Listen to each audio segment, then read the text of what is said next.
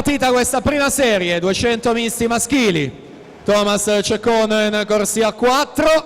Leo Sport ieri 21,7 per aprire la staffetta stile libero. In questa gara è il primatista italiano assoluto, 1,53,26 il suo personale, ottenuto agli assoluti 2018.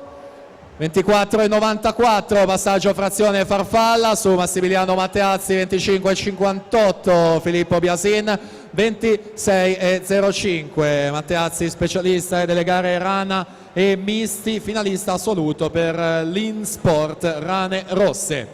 Thomas Ceccon a livello giovanile, campione europeo, campione del mondo e campione olimpico, semifinale ai mondiali di Guangzhou in vasca lunga, 28,58 la sua frazione dorso.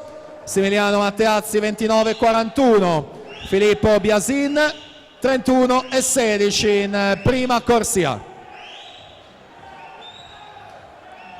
In corso la frazione della rana, sempre molto importante nelle prove dei misti.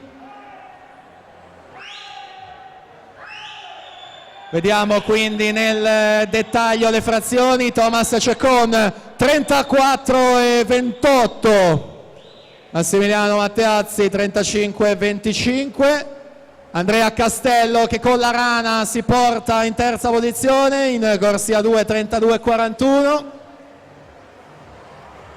E quindi là davanti Thomas Ceccon vince la prova dei 200 misti. Andiamo a vedere il responso cronometrico: 1,56,16 Thomas Ceccon.